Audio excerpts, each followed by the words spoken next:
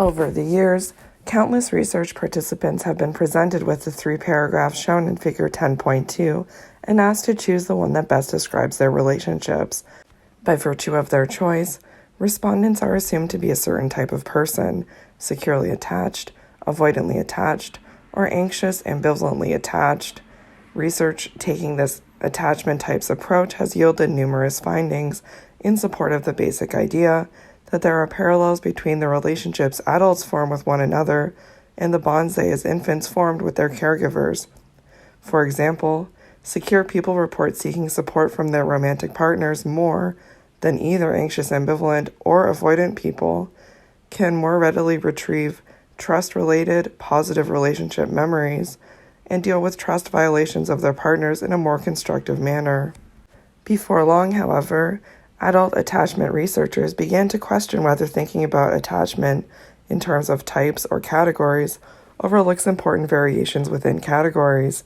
These days, although some researchers continue to rely on categorical measures of attachment or find it convenient to refer to people as being of a certain attachment type, the emerging consensus is that people's various attachment styles are more accurately represented in terms of dimensions instead of more rigid types. The 2 dimensions that have been shown to capture most of the variation in attachment are referred to as anxiety and avoidance. The anxiety dimension of attachment refers to the amount of fear a person feels about rejection and abandonment within close relationships. The avoidance dimension of attachment refers to whether a person is comfortable with intimacy and dependence in primary adult relationships or finds them aversive to a degree.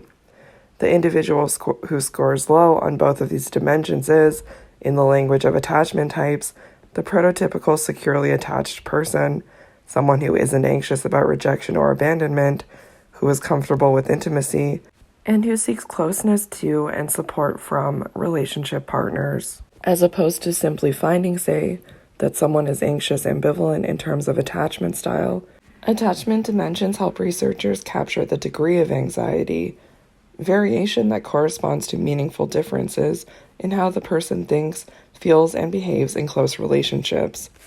Stability of attachment styles. Regardless of whether we think of attachment in terms of types or dimensions, a central principle of attachment theory is that internal working models of attachment are established early and are relatively stable throughout a person's life. The attachments you form as a child shape the way you relate as an adult to your romantic partners, your children, and your friends. Evidence supports this provocative thesis. Important early life events are associated with later attachment styles. In a 40-year longitudinal study of women who graduated from college in 1960, Clonhan and Barra found that those who classified themselves as avoidant at age 52 had also reported greater conflict in the home 31 years earlier at age 21. What's more, individuals classified as secure, avoidant, or anxious at age 1 tend to be similarly classified in early adulthood. A more recent study showed that the observed quality of adolescents' interactions with their parents at age 15 predicted their self-reported attachment security 10 years later. As you might expect, a secure attachment style predicts more positive life outcomes. Securely attached people report the greatest relationship satisfaction. In a 4-year longitudinal study, secure participants were less likely to have experienced a romantic breakup, 25.6%, during that time than avoidant participants, 52.2%, or anxious participants, 43.6%. In the Clohan and Barra study, secure women were more likely to be married at age 52 than avoidant women, 82% versus 50%, and to report fewer marital problems. Though attachment-related processes and outcomes have been mostly documented in heterosexual relationships, research suggests that, by and large, they operate in a similar manner in same-sex romantic relationships. If you've become concerned while reading this that your future relationships are doomed because you've had some negative relationship experiences that have left you feeling insecurely attached, don't despair. Although attachment theorists assume that people's early life experiences shape their relationships throughout life, and there is evidence pointing to some degree of stability in attachment styles are not rigid or fixed for life. Anxiety dimension of attachment, a facet of attachment that captures the degree to which a person is worried about rejection and abandonment by relationship partners. Avoidance dimension of attachment, a facet of attachment that captures the degree to which a person is comfortable with intimacy and dependence on relationship partners. Figure 10.2, 3 attachment types. The 3 adult attachment types were inspired by the identification of 3 different types of attachment in infants: secure, avoidant, and anxious ambivalent. Secure. I find it relatively easy to get close to others and am comfortable depending on them and having them depend on me. I don't often worry about being abandoned or about someone getting too close. Avoidant. I am somewhat uncomfortable being close. I find it difficult to trust them completely, difficult to allow myself to depend on them. I am nervous when anyone gets close, and often love partners want me to be more intimate than I feel comfortable being. Anxious ambivalent. I find that others are reluctant to get as close as I would like. I often worry that my partner doesn't really love me or won't stay with me. I want to merge completely with another person, and this desire sometimes scares people away. First, there's the question of whether people tend to have the same attachment style across all their relationships with parents, friends, siblings, and romantic partners. Mark Baldwin and his colleagues asked undergraduates to list 10 important relationships in their lives and then had them indicate the attachment style, secure, anxious, ambivalent, or avoidant, that best characterize them in each relationship. Rather than having the same attachment style across all or even most of their relationships, more than 50% of participants characterize themselves as having all 3 attachment styles across their 10 relationships. In other words, people have multiple kinds of attachment working models stored in their memories, and any of these can be activated in the many relationships in their adult life. Consistent with the idea that we have multiple working models of attachment, numerous studies have shown that different attachment styles can be momentarily primed or activated, in effect, leading a person to respond in, for example, a securely attached manner even if that person is avoidant in most relationships. A second question is whether a person's attachment style within one given relationship is stable across time. The evidence described earlier points to some degree of stability, but it's a moderate degree at most. Overall, given that most people appear to have different attachment styles with different relationship partners, and given that the stability of attachment style within any particular relationship is a matter of degree, it's likely that there's room for change in a person's attachment style even within a specific relationship. Finally, it's worth noting that the findings described here about attachment apply most readily to modern Western cultures. In cultures that place less value on autonomy, infants who are left in a room without their mother may be more fearful about exploring the environment, and the reunion with their mother may be much more turbulent. This observation doesn't imply that such children are insecurely attached. Instead, it means that they've been socialized to be interdependent with others, especially family members, making them less inclined to go off and explore on their own. For more discussion on cultural differences in attachment, see Box 10.1. Box 10.1, Focus on Culture. Building an independent baby in the bedroom. If you are a white, middle-class North American, odds are you slept by yourself in your own bedroom as a child, and that probably seems perfectly normal to you. Normal maybe, but common? Definitely not. There are a few cultures in the world where such a sleeping arrangement is customary.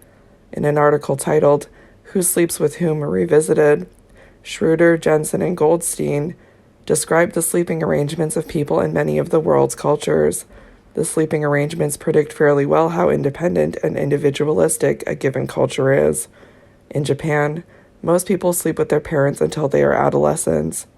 In the non-Western developing world, it is virtually unheard of for very young children not to sleep with their parents, and such a practice would be regarded as a form of child abuse. Even in the United States, where you might expect to find lower rates of children sleeping in their parents' beds, 55% of African American children less than 1 year of age sleep with a parent every night, and 25% of African American children ages 1 to 5 sleep with a parent. In a white, predominantly blue-collar community in Appalachian, Kentucky, 71% of children between the ages of 2 months and 2 years were found to sleep with their parents, and 47% of children between 2 and 4 years of age did as well. The study reveals the extent to which interdependent and independent self-construals permeate social behavior. In more interdependent cultures, young children are much more likely to sleep side by side with their parents than in independent cultures. While psychologists can only speculate about the effects these patterns of sleep have on attachment patterns, we might expect secure attachments in independent cultures to be characterized by greater independence and autonomy than secure patterns in interdependent cultures. Looking back, relationships are essential to daily social functioning, and a feeling of belonging is a biological need. In communal relationships, generally long-term, people are concerned with each other's needs. In contrast, exchange relationships, generally short-term, are governed by concerns over equity and reciprocity. According to social exchange theory, people want interactions in which rewards exceed costs. Satisfaction with rewards and costs also depends on what people expect to get out of a current relationship or an alternative one. Equity theory maintains that people are most satisfied when the ratio of rewards to costs is about equal for both partners in a relationship. Childhood attachments influence adult relationships as well as personal well-being. Although people are often viewed as being a certain attachment type, attachment is more accurately described in terms of dimensions, with room for variation. Attraction. As we have seen, forming relationships is instinctive and necessary to our health and well-being. But why are we drawn to some people as friends or romantic partners and not to others? Although we generally know whether we like someone, we are often at a loss to explain why. To be sure, we know we like people who are kind to us, make us laugh, share our values, and so on. But these obvious influences notwithstanding, sometimes we're drawn to certain people and mildly put off by others for reasons we can't explain. What are the most powerful determinants of whether we will like someone? What is the underlying basis of good or bad chemistry? And in particular, what leads two people to be romantically attracted to each other? In this section, we'll consider several answers to these questions. Proximity. Who are your best friends on campus? Are they the people who were on your hall freshman year? Are they the ones you encountered most often in class? Are they your peers on an intramural team, drama club, or college newspaper? Something that has to influence whether people become friends or lovers is simple physical proximity. And in fact, the most enduring friendships are forged between people whose paths cross frequently. Studies of proximity and attraction. A number of studies have demonstrated that proximity matters in terms of who becomes friends and romantic partners. One of the first and most imaginative studies was conducted at MIT in the 1940s in a married student housing project known as Westgate West, built for returning American servicemen and their families after World War II. The housing project consisted of 17 10-unit apartment buildings that were isolated from other residential areas of the city. The incoming students were randomly assigned to their residences, and few of them knew one another beforehand. Figure 10.3 shows the layout of the Westgate West apartment houses. The investigators asked each resident to name the 3 people in the housing project with whom they socialized most often. The effect of proximity was striking. 2/3 of those the respondent listed as friends lived in the same building as the respondent, even though only 5% of the residents of Westgate West lived in the respondent's building. More striking still was the pattern of friendships within each building. Even though the physical distance between apartments was quite small, 19 feet between the doorways of adjacent apartments and 89 feet between those at the ends of each hallway, 41% of those living in adjacent apartments listed each other as friends, compared with only 10% of those living at opposite ends of the hallway. Figure 10.3. The effect of physical proximity on forming relationships. The location and layout of the married student apartments influenced the extent to which residents formed friendships with one another. Residents near stairwells formed twice as many friendships with upstairs neighbors as those living in the middle apartments. People who lived next door to one another were 4 times more likely to become friends than people at opposite ends of the hallway. Proximity presumably leads to friendship because it facilitates chance encounters. If so, then pure physical distance should matter less than functional distance.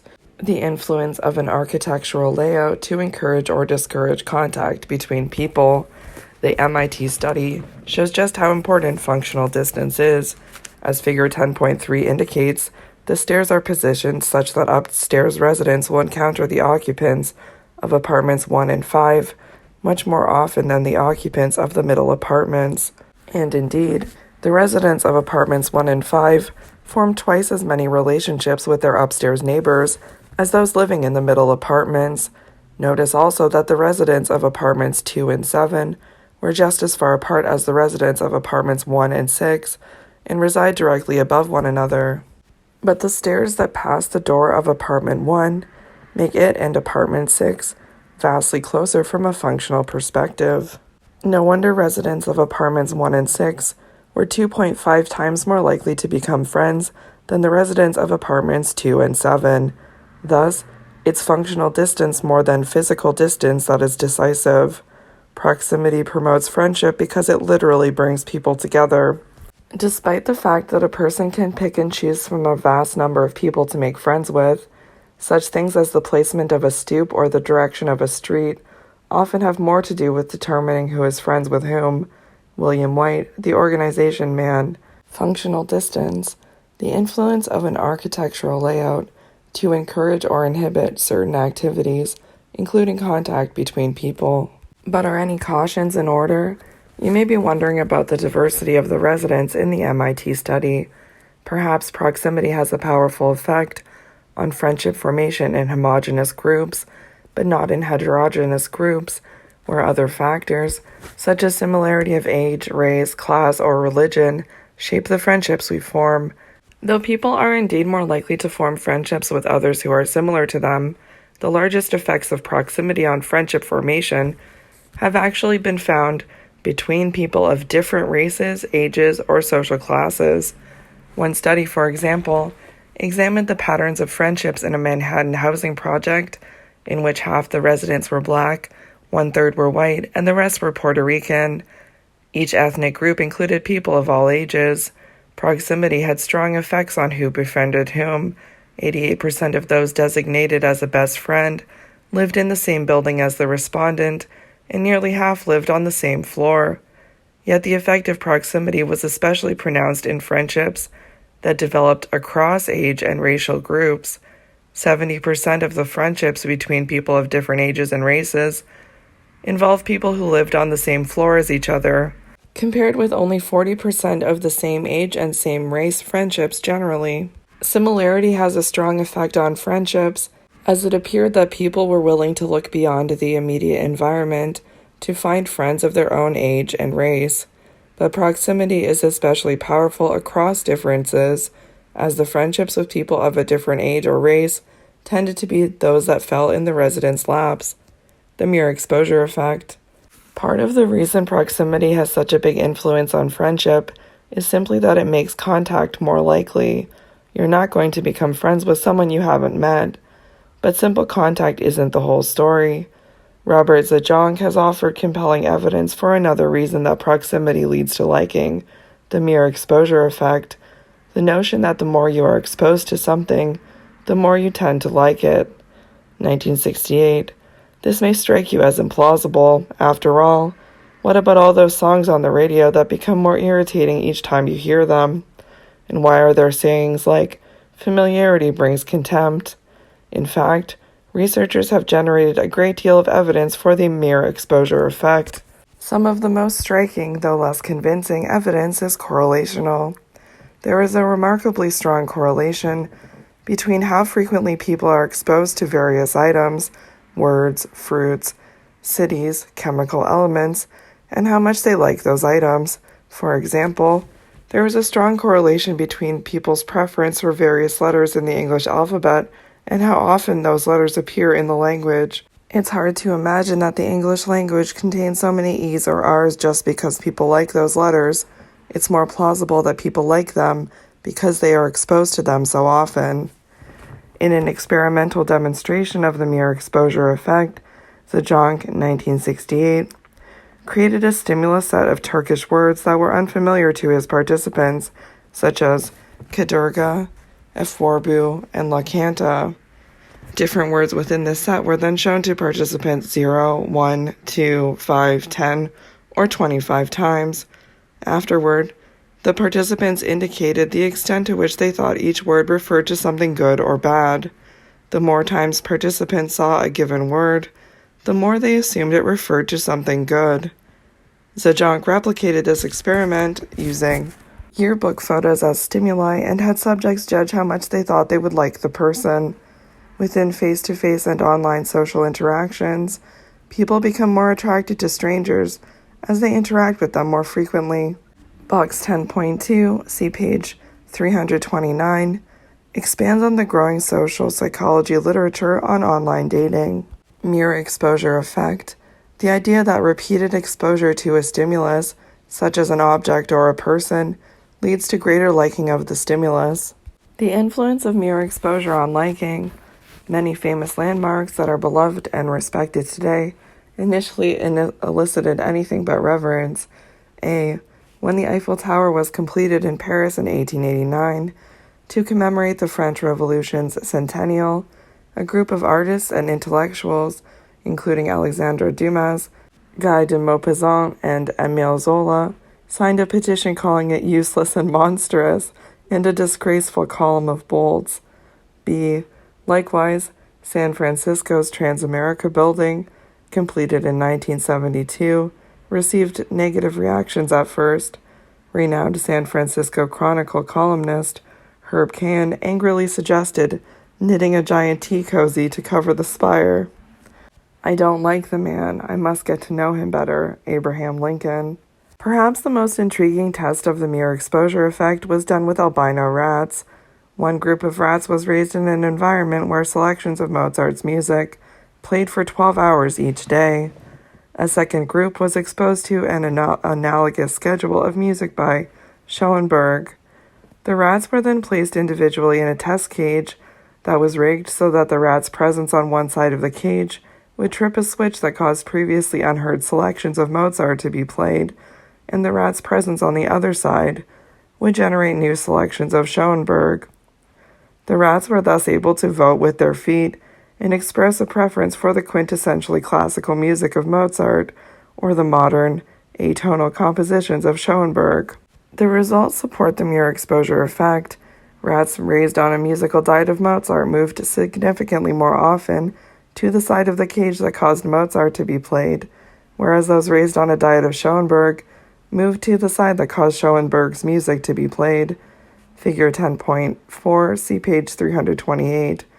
Rats in a control condition with no initial exposure to music later exhibited a preference for, you guessed it, Mozart.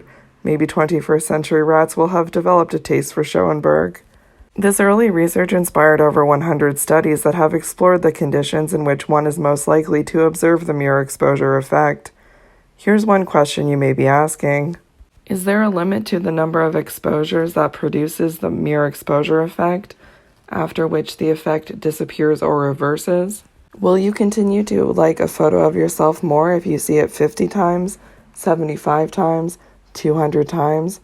Across different studies, exposure to different kinds of stimuli, such as paintings, photographs, words, and ideographs, tends to increase liking up to about 35 presentations of the stimulus, after which the liking of the stimulus begins to decline. Figure 10.4, repeated exposure and musical preference. Exposure leads to liking. In this study, exposure to Mozart's music led to a preference for Mozart, and likewise for Schoenberg.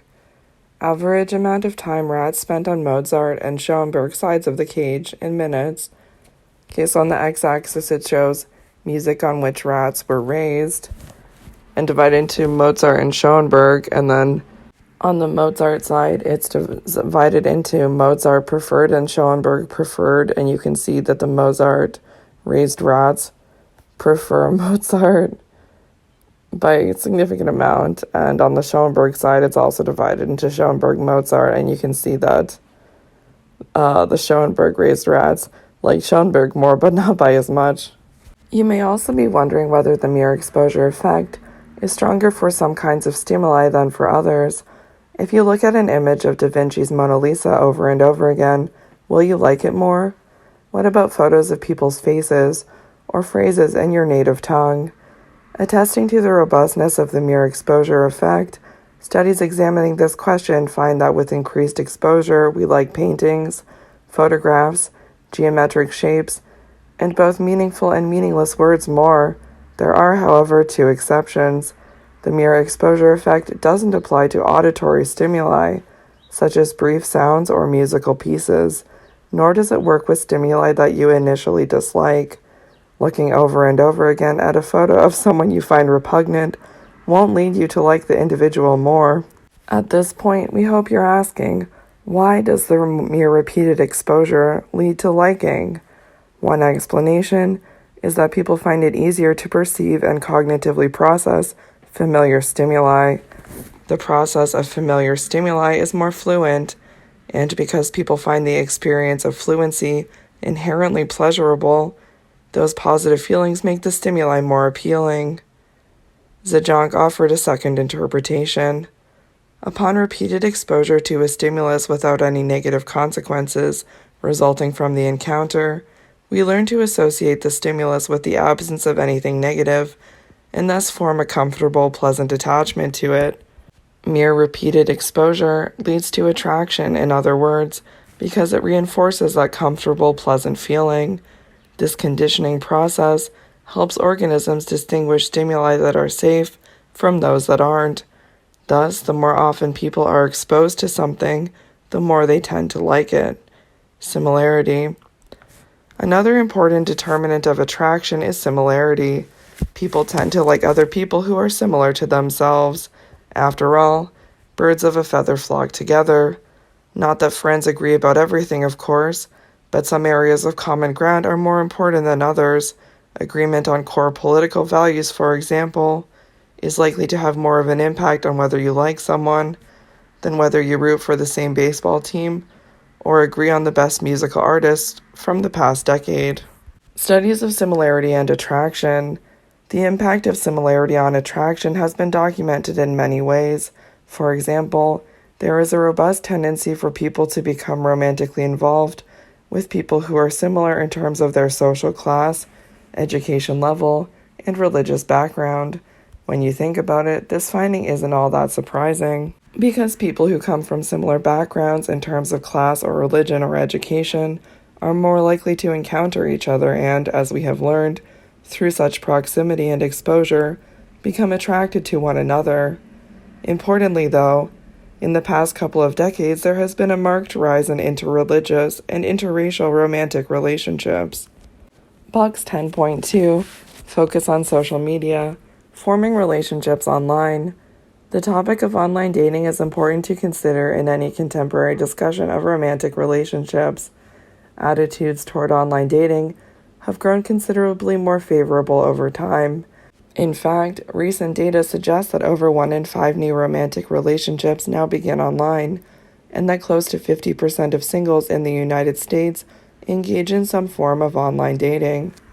The advent of online dating has raised countless interesting and potentially important questions for the scientific study of attraction and relationships. Do people misrepresent themselves online? Does online dating lead to more dating across racial and ethnic group boundaries? Or do people show in-group racial and ethnic preferences in their online dating behavior?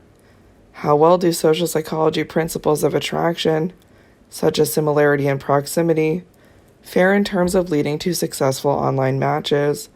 Do relationships that start out online differ from relationships started in person in terms of their longevity, quality, and trajectory? Ravi Babna and colleagues recently conducted a field experiment aimed at understanding something else.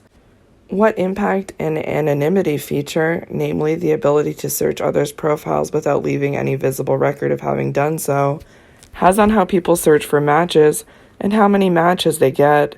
In their randomized field experiment, they teamed up with a major North American online dating website to randomly select 50,000 out of 100,000 new users of the website who would get the ability to look at others' dating profiles anonymously without leaving a trace. The remaining 50,000 new users, who made up the control group, did not have this anonymity feature enabled. You probably have some intuition, perhaps even first-hand experience, about what having the anonymity feature does to online dating behavior and outcomes. The researchers reasoned that the anonymity feature may lead to more disinhibited search behavior, thereby increasing the number and diversity of profiles people view, and it may also reveal people's true preferences, because it can be conducted at minimal to no social cost. The end result of such processes could be more matches. However, when people search others' profiles anonymously, leaving no trace that they have done so, they are no longer leaving any signal of interest, and it is precisely such signaling, even the relatively weak signal of simply having viewed someone's profile, that often initiates communication between online daters, which is a necessary step for finding a match. From this perspective, then, anonymous searching may hinder achieving matches. Bapna and colleagues defined a match as a sequence of 3 or more messages between a pair of users. They found that although participants in the anonymity condition did view more profiles than their control counterparts, they ended up having fewer matches, which was partly accounted for by the fact that these participants sent out fewer signals of interest. Because people are often nudged to initiate communication precisely when they learn that someone is interested in them, anonymous participants received fewer attempts from others to initiate communication, which is the first step in finding a match. Such findings are just the beginning.